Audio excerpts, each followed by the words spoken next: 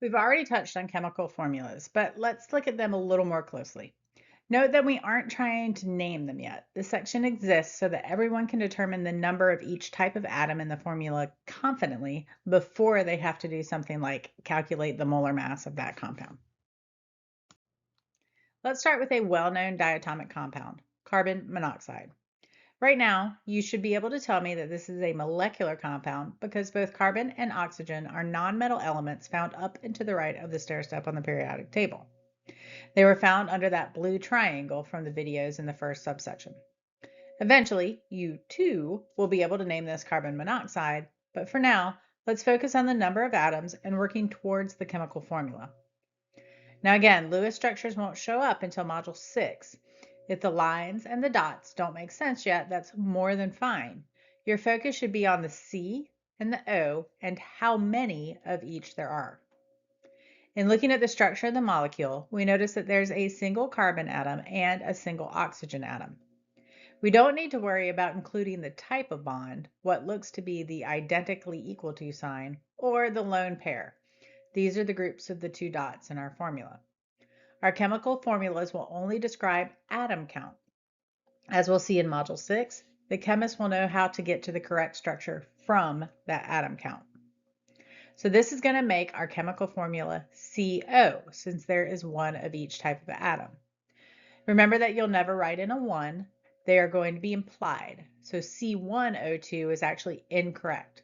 The 1 is redundant, and the chemist likes to eliminate redundancy whenever possible. Same story, different verse.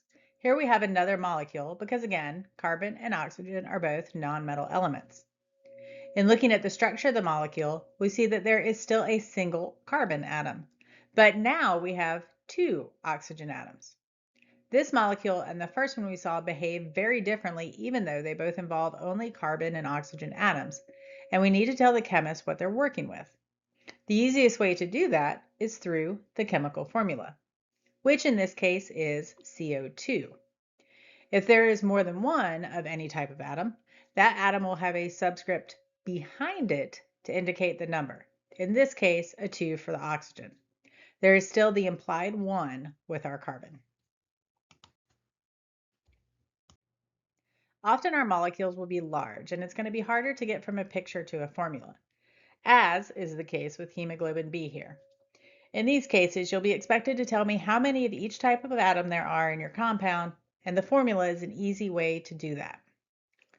Now here we have the formula for our hemoglobin, or a portion of the hemoglobin anyway, which is a cage-like molecular structure that surrounds a central iron. This is far too complicated for us to name or for us to even include in equations in general chemistry, but we can interpret the formula instead.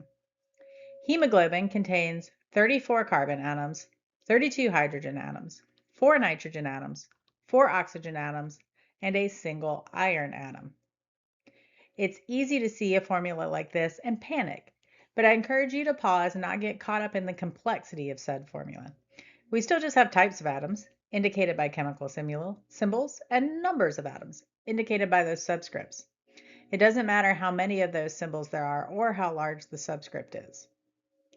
This is a good time to point out that while it is a waste of your time and effort to memorize the periodic table, you'll have to be able to recognize what elements are included in formulas such as this one.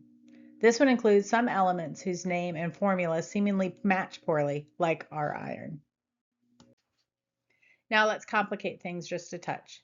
Calcium's a metal, and both oxygen and hydrogen are nonmetals. This compound here, therefore, has to be an ionic compound. It looks a little different because there's more than two types of elements, but the presence of that metal makes it an ionic compound.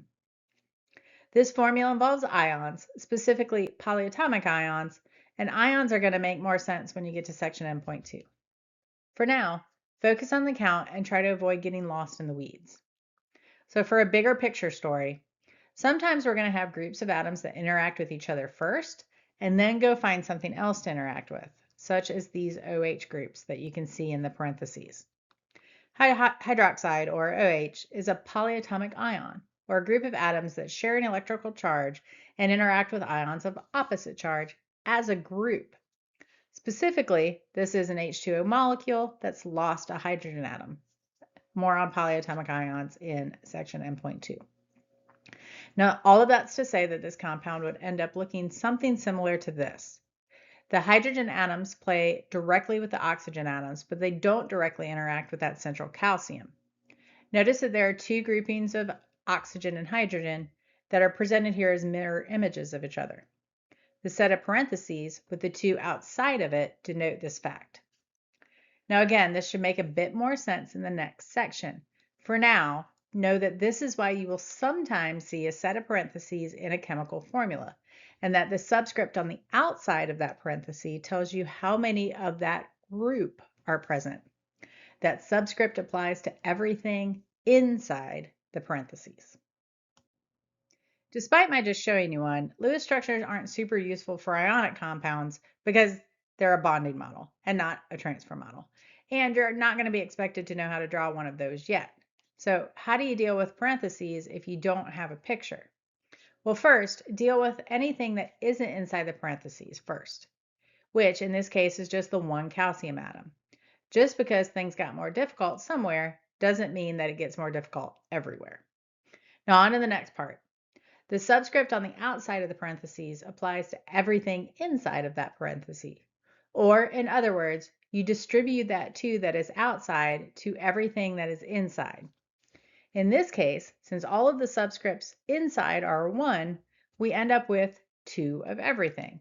Had there been more of anything inside the parentheses, you'll multiply both subscripts by that, and then that will give you your atom count. For this compound, that makes our atom count 1 calcium, 2 oxygens, 2 hydrogens, or 5 total atoms. Make sure that you can move from a count to a formula and from a formula to a count. There aren't many tricks I can throw at you here. Polyatomic ions inside a set of parentheses is about as hard as these questions can get. You'll want to take sufficient time with more complex formulas though, as it's easy to race through and make silly mistakes come quiz day.